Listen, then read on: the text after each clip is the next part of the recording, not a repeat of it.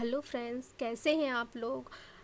आशा करती हूँ आप लोग बहुत ही बढ़िया होंगे, स्वस्थ होंगे और मस्त होंगे और बहुत ही बढ़िया तरीके से अपने एग्ज़ाम की तैयारी कर रहे होंगे। तो जैसा कि आपको पता है, महिला सुपरवाइज़र का पेपर चलता जा रहा है, जिसमें अधिगम अक्षमता से बहुत प्रश्न पूछे जा रहे हैं, जो कि आगे भी पूछे जाएंगे। तो अधिगम अक्षमता के कुछ महत्वपूर्ण प्रश्न लाए हैं हम, जो कि आपके पेपर के लिए बहुत ही महत्वपूर्ण होने वाले हैं। तो चलिए आज का सेशन हम स्टार्ट करते हैं और देखते हैं आज का हमारा पहला प्रश्न। तो पहला प्रश्न है, किस प्रकार की अधिगम अक्षमता वाले बच्चों को अक्षरों और शब्दों की पहचान में समस्या होती है। ऑप्शन है डिसलेक्सिया, डिस्ग्राफिया, डिसकैलकुलिया और डिसप्रेक्सिया। तो यहाँ पूछा है अक्षरों और शब्दों। तो अक्षरों और शब्दों की पहचान में जो समस्या होती है उसे हम डिसलेक्सिया बोलते हैं। क्या बोलते हैं? डिसलेक्सिया बोलते हैं। दूसरा क्वेश्चन देखते हैं, यदि कोई बच्चा लिखते समय वाक्यों को अनुचित ढंग से व्यवस्थित करता है तो यह किस अधिगम अक्षमता का संकेत हो सकता है? पहला है डिसलेक्सिया, डिसग्राफिया, डिस्प्रैक्सिया और डिसकैलकुलिया। तो यहाँ क्या पूछा है? लिखते समय, तो यहाँ क्या हो जाएगा? डिसग्राफिया। क्या हो जाएगा? डिसग्राफिया। थर्ड है आई मूवमेंट कंट्रोल की समस्या किस प्रकार की अधिगम अक्षमता से संबंधित होती है? पहला है डिसकैलकुलिया, दूसरा है डिस्प्रैक्सिया, तीसरा है डिसलेक्सिया और चौथा है ADHD। तो इसका आंसर क्या हो जाएगा? इसका आंसर हो जाएगा डिसलेक्सिया। अब जैसे हम अधिगम पढ़ रहे हैं, तो अधिगम अक्षमता शब्द किसने दिया था? ये भी पूछ सकते हैं, कुछ भी पूछ सकते हैं। तो अधिगम अक्षमता शब्द किसने दिया था? सेल्यूल क्रिक ने। किसने दिया था? सेल्यूल क्रिक ने। अब अगर अधिगम पढ़ रहे हैं तो ये भी पूछ सकते हैं कि कब दिया था। तो कब दिया था? 1963 में। किसने दिया था? सेल्यूल क्रिक ने दिया था। और कब दिया था? 1963 में। नेक्स्ट क्वेश्चन, यदि कोई बच्चा बार बार बी और डी या पी और क्यू को मिलाकर पढ़ता है तो उसे किस प्रकार की समस्या हो सकती है? तो ये क्वेश्चन ये पूछना चाह रहा है कि जैसे बी को डी बोल देता है, पी को क्यू बोल देता है, तो उससे किस प्रकार की समस्या हो सकती है? तो पहला है डिस्ग्राफिया, डिसलेक्सिया, ADHD और डिसकैलकुलिया। तो इसका आंसर क्या आ जाएगा? डिसलेक्सिया। ठीक है। नेक्स्ट क्वेश्चन क्या है, कौन सा अधिगम अक्षमता वाला बच्चा संख्याओं और गणितीय अवधारणाओं को समझने में कठिनाई महसूस करता है? तो यहाँ गणितीय अवधारणा पूछा है। तो पहला है डिसलेक्सिया, दूसरा है डिसकैलकुलिया, तीसरा है डिसग्राफिया और चौथा है डिस्प्रैक्सिया। तो ये तो बहुत ही कॉमन सेंस वाला क्वेश्चन है। यहाँ जैसे गणितीय पूछा है, तो यहाँ मतलब जो भी हम गिनते हैं तो कैलकुलेटर की हेल्प से गिनते हैं। तो यहाँ क्या आ जाएगा? डिसकैलकुलिया। चलो इसका आंसर देखते हैं। इसका आंसर है डिसकैलकुलिया। अगला क्वेश्चन है, स्पीच थेरेपी किस प्रकार की अधिगम अक्षमता में सहायक होती है? तो देखते हैं। पहला ऑप्शन है dyscalculia, dysgraphia, auditory processing disorder और डिसलेक्सिया। तो इसका आंसर क्या हो जाएगा? Auditory processing disorder. Next question देखते हैं, अधिगम अक्षमता वाले बच्चों के लिए समायोजन क्यों आवश्यक है? ऑप्शन है ताकि वे अपनी क्षमता के अनुसार सीख सकें, ताकि वे सामान्य छात्रों से अलग हो जाएं, ताकि उन्हें अतिरिक्त होमवर्क दिया जाए, ताकि वे कठिन विषयों से बच सकें। तो इसका आंसर दीजिए।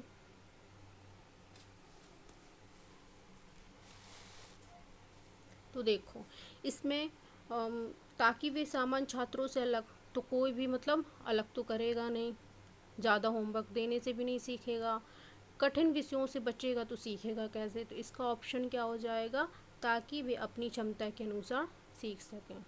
इसका आंसर क्या हो जाएगा, ताकि वे अपनी क्षमता के अनुसार सीख सकें।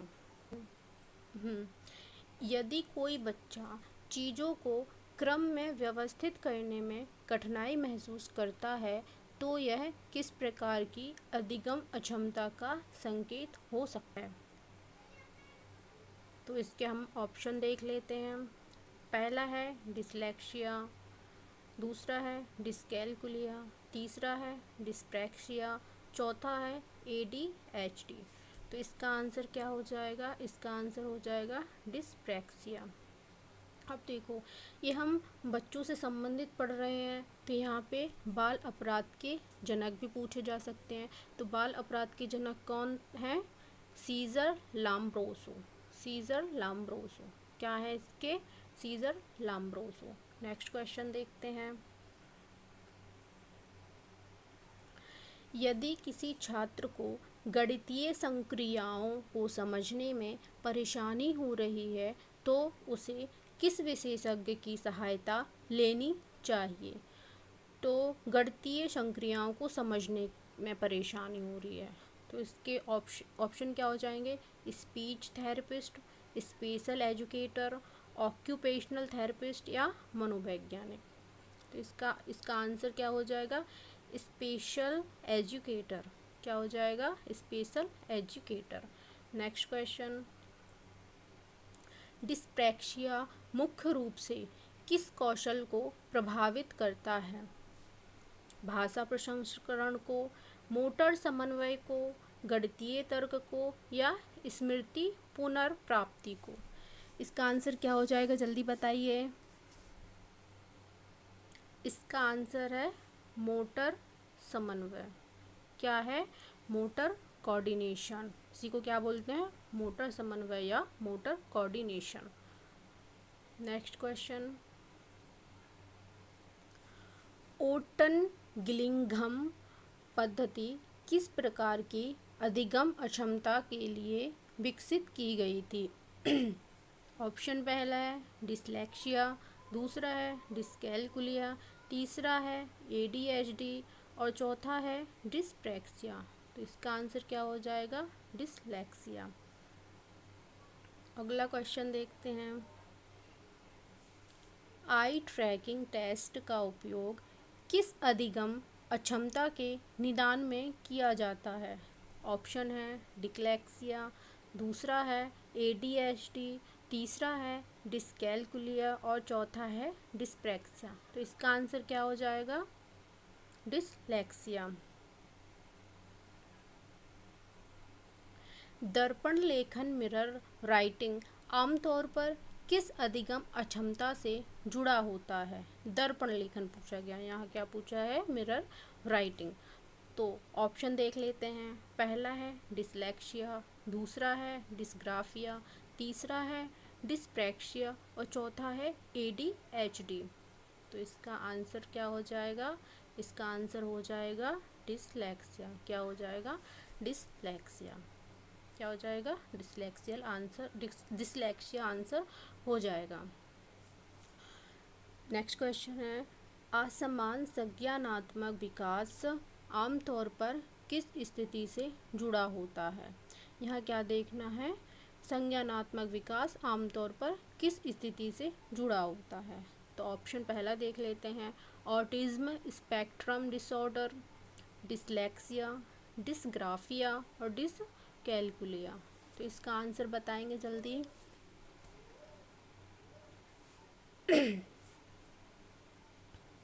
तो इसका आंसर क्या हो जाएगा, ऑटिज्म स्पेक्ट्रम डिसऑर्डर। क्या हो जाएगा, ऑटिज्म स्पेक्ट्रम डिसऑर्डर।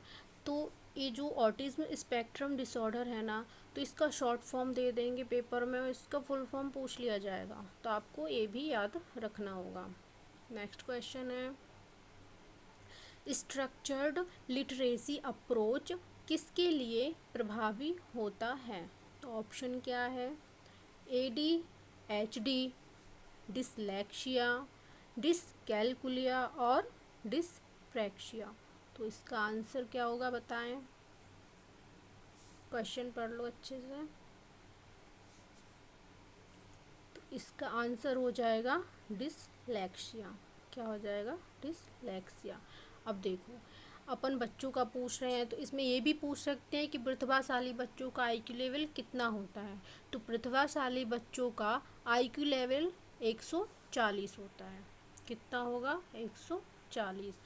अब अगर प्रतिभाशाली बच्चों का आईक्यू लेवल पूछा है तो मंद बुद्धि का भी पूछेंगे। तो मंद बुद्धि बालक का आईक्यू लेवल होता है 70 से कम। क्या होता है? 70 से कम।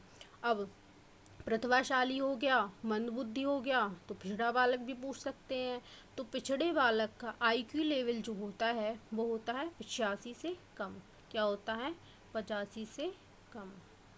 क्या होता है? 85 से कम। अब हम नेक्स्ट क्वेश्चन देखते हैं।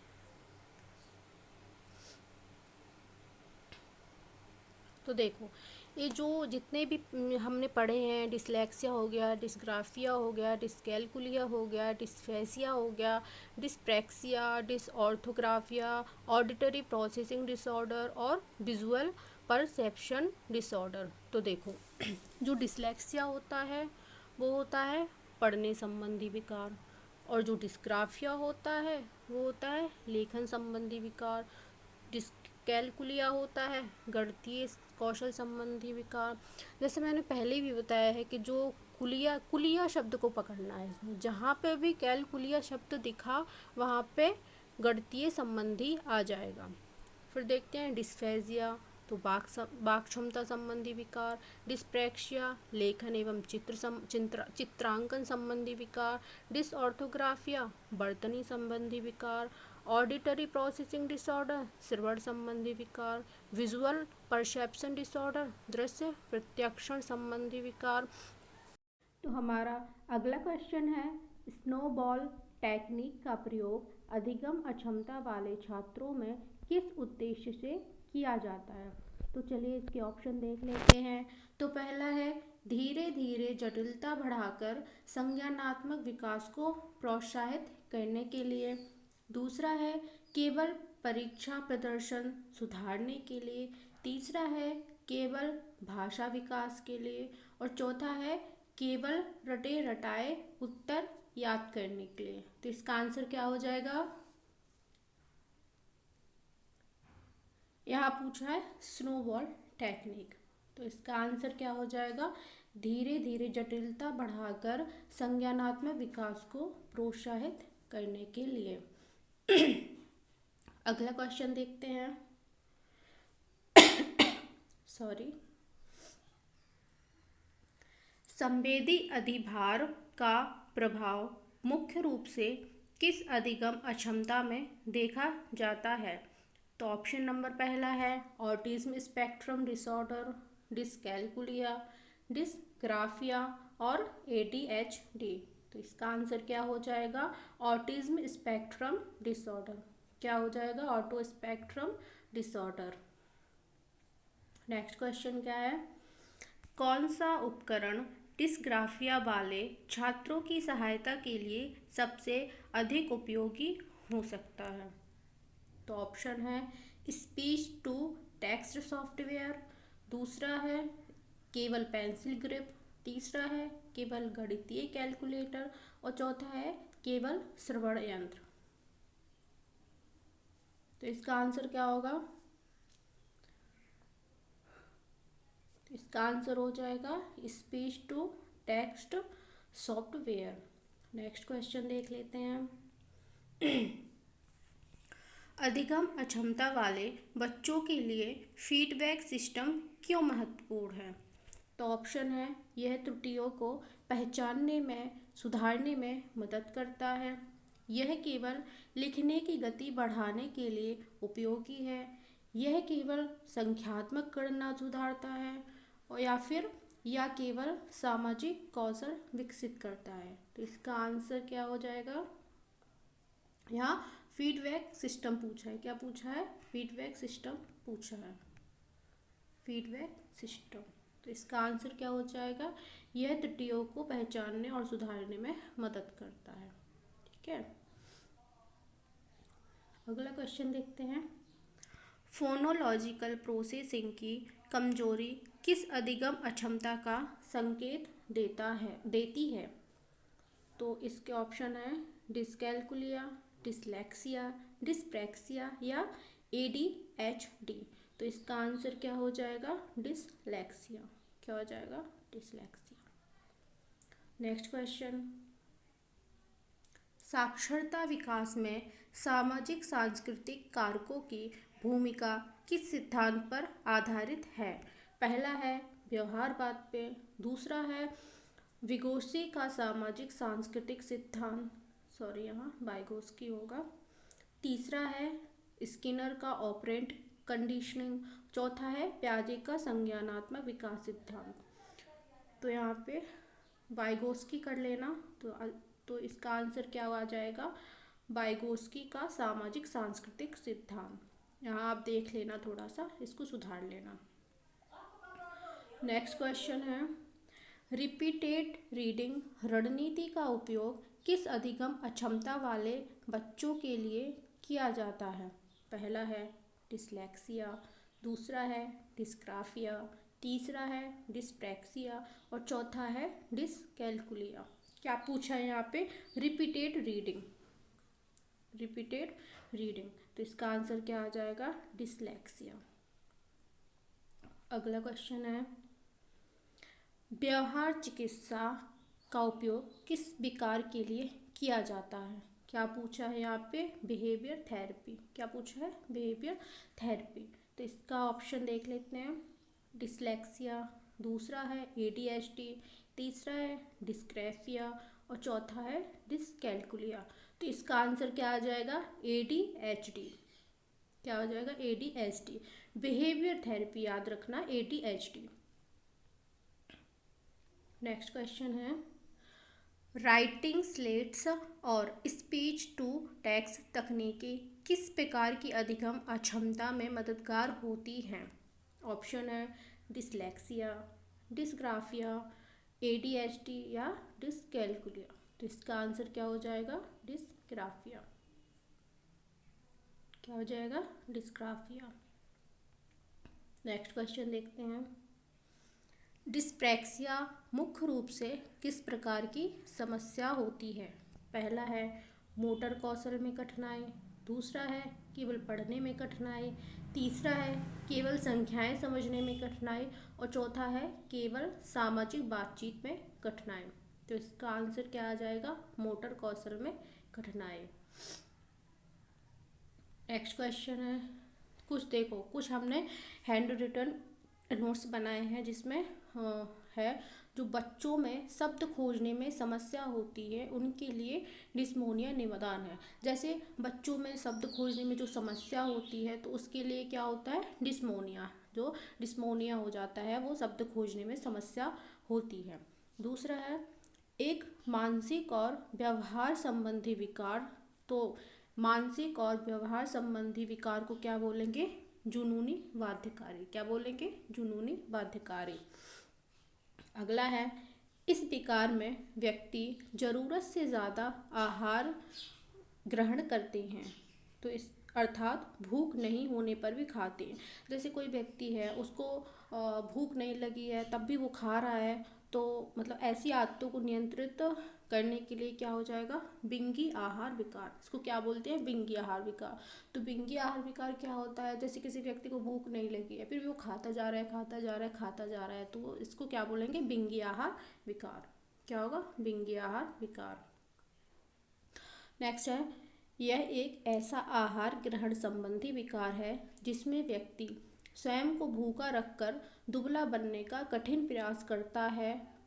किशोरों को अपने भोजन से कुछ खाद्य पदार्थों को निकालते अथवा केवल दुर्बल बनाने वाले खाद्य पदार्थों का ही सेवन करते देखा जाना बहुत ही सामान्य घटना है। तो इसको क्या बोलेंगे? Anorexia nervosa. क्या बोलेंगे? Anorexia nervosa. बुरी काल्पनिक स्थिति एक ऐसा विकार है जो बच्चों और व्यक्तियों में होने के पश्चात वह बुरी काल्पनिक विचारों में गिर जाता है और उसी के बारे में सोचने लगता है। इसे क्या बोलते हैं? डिस्टोपिया। तो बुरी काल्पनिक स्थिति को क्या बोला जाता है? डिस्टोपिया। क्या बोलते हैं? डिस्टोपिया। अगला देखते हैं। डिसलेक्सिया को ओसवाल्ड बरखान ने कब 1881 में पहचाना? तो डिसलेक्सिया को किसने पहचाना था? ओसवाल्ड ने पहचाना था। और कब पहचाना था? 1881 में। तथा 1887 में रुडोल्फ बर्लिन ने इसे डिसलेक्सिया नाम दिया। तो जो डिसलेक्सिया है ना, तो उसको ओसवाल्ड बरखान ने 1881 में पहचाना था तथा रुडोल्फ बर्लिन ने इसे डिसलेक्सिया नाम दिया था। तो पहचाना किसने था? ऑसवाल्ड बरखान ने। और नाम किसने दिया था? रुडोल्फ बर्लिन ने। ठीक है, उसको याद रख लेना, बहुत ही महत्वपूर्ण क्वेश्चन है। अगला है लेखन व चित्रांकन संबंधी समस्या। तो लेखन और चित्रांकन तो क्या हो जाएगा? डिस्प्रैक्सिया। क्या हो जाएगा? डिस्प्रैक्सिया। बुरी काल्पनिक स्थिति डिस्टोपिया। अभी पढ़ के आ रहे हैं, बुरी काल्पनिक स्थिति को क्या बोलते हैं? डिस्टोपिया। घटतीय गणनाओं संबंधी समस्या डिस्कैलकुलिया। जैसे कि बताया था कि जो मतलब कोई भी गिनते हैं, जैसे 100 और 50 को गिनना है तो किसका यूज़ करते हैं? कैलकुलेटर का। तो इसमें जैसे गणना संबंधी, जहाँ भी गणना संबंधी समस्या दिखेगी आप तो डिस्कैलकुलिया लगा देना, कुलिया से कैलकुलेटर याद रख लेना। ठीक है। अगला है अवधान संबंधी समस्या। क्या है? अवधान संबंधी समस्या। इसको क्या बोलते हैं? ADHD। तो यहाँ पे ADHD है ना, तो इसका फुल फॉर्म याद रख लेना। इस attention deflects hyper activity disorder. तो इसका ये फुल फॉर्म याद रख लेना। अगला है पठन अक्षमता, पढ़ने की शक्ति का लोप हो जाना एलेक्सिया कहलाता है। पठन अक्षमता, पढ़ने की शक्ति का लोप हो जाना क्या होता है? एलेक्सिया होता है। अगला है तो हाइपरलेक्सिया समस्या से ग्रसित बालक को श्याम पट पर लिखे अक्षर व शब्द बिल्कुल भी समझ नहीं आते हैं। तो जो श्याम पट होता है, जिससे जो स्कूल में होता है, हम लोग ब्लैक बोर्ड बोलते हैं, उसे ही श्याम पट बोलते हैं। जो उस पर लिखे अक्षर व शब्द जिसको जो समझ में नहीं आता है उसे ही हम बोलते हैं हाइपरलेक्सिया। क्या बोलते हैं? हाइपरलेक्सिया। अगला देखते हैं। शुद्ध रूप से लिखावट संबंधी अक्षमता, तो इसे क्या बोलते हैं? एग्राफिया। क्या बोलते हैं? एग्राफिया। अगला है गणित संकेत नंबर को पढ़ने व समझने में कठिनाई, क्या बोलते हैं इसको? लेक्सिकल। क्या बोलते हैं? लेक्सिकल। और भाषा संबंधी विकृति को अफेसिया या भाषाघात। तो अगला है जन्म से ना होकर बाद में किसी चोट से मानसिक विकृति के कारण विचार व्यक्त ना कर पाना या बोल नहीं पाना। जो जिसको मतलब जिसका जन्म होता है उसे जन्म से ही मानसिक विकृति, जन्म से ना होकर बाद में किसी चोट से मानसिक विकृति के कारण विचार व्यक्त ना कर पाना या बोल नहीं पाना, क्या बोलते हैं उसको? डिस्फेजिया। अगला है कम आयु में वृद्धावस्था के लक्षण।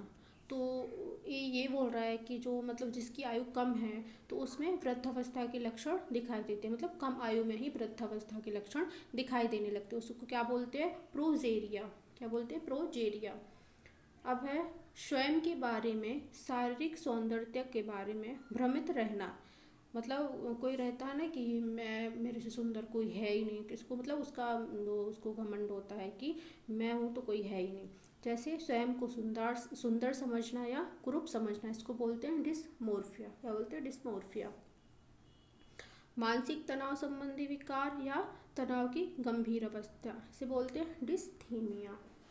अगला है बर्तनी संबंधी विकार, इसको बोलते हैं डिसऑर्थोग्राफिया। बर्तनी संबंधी विकार को क्या बोलेंगे? डिसऑर्थोग्राफिया। ऊंचाई से डर लगना, एक्रोफोबिया। व्यक्ति का सामान्य व्यवहार लेकिन समाज या समूह में जाने पर शर्मीला व्यवहार या सामाजिकता का अभाव या स्वपरायणता अधिक। मतलब शब्द इसका शब्द का सर्वप्रथम प्रयोग किसने किया था? ल्यू कैनर ने। इसे क्या बोलते हैं? ऑटिज्म। ऑटिज्म शब्द का सर्वप्रथम उपयोग किसने किया था? ल्यू कैनर ने।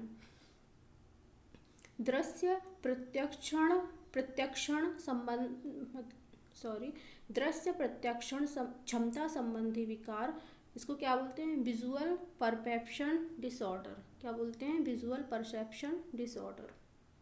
अगला है इंद्रिय समन्वयन क्षमता संबंधी विकार, इसको क्या बोलते हैं? Sensory integration of processing disorder. अगला है संगठनात्मक पठन संबंधी, तो इसको क्या बोलते हैं? Organisational learning disorder. अगला है श्रवण संबंधी विकार, तो इसको क्या बोलते हैं? Auditory processing disorder. क्या बोलेंगे? Auditory processing disorder. झूठ बोलने या अतिशयोक्ति की आदत, मिथोमेनिया। जन्म के समय ऑक्सीजन की कमी के कारण मानसिक बाधिता का ना होना, इसे क्या बोलते हैं? एनॉक्सिया। क्या बोलते हैं? एनॉक्सिया। चिंता के कारण दौरे पड़ना तथा पक्षाघात हो जाना, इसको क्या बोलते हैं? हिस्टीरिया। क्या बोलते हैं? हिस्टीरिया। भोजन ग्रहण प्रवृत्ति संबंधी समस्या है, तो इसे क्या बोलते हैं? बुलिमिया। क्या बोलते हैं? बुलिमिया। तो अब हम देखेंगे कुछ संस्थाएं।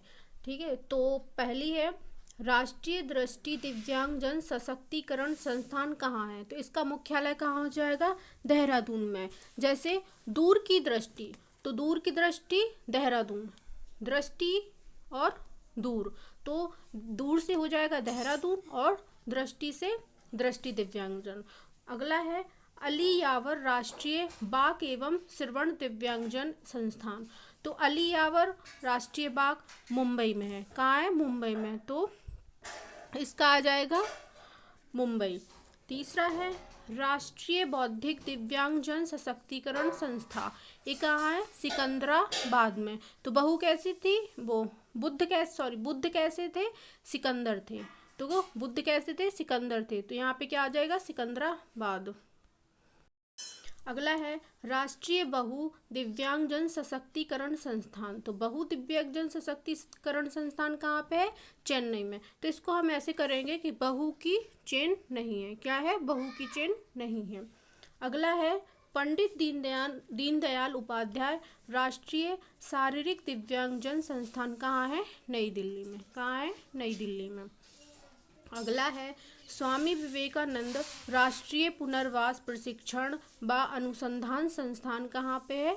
कटक उड़ीसा में। कहाँ है? कटक उड़ीसा में।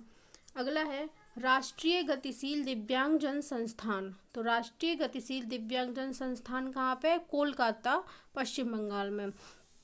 तो कॉल पर गीता से बात की, इसकी ट्रिक क्या हो जाएगी? कॉल पर गीता से बात की, तो ऐसे गतिशील वाला भी याद हो जाएगा। अगला है भारतीय सांकेतिक भाषा अनुसंधान व प्रशिक्षण केंद्र, कहाँ पे? नई दिल्ली। आपको तो जो भी याद नहीं है उस पे नई दिल्ली लगा देना, जो भी याद नहीं है तो उस पे नई दिल्ली लगा देना।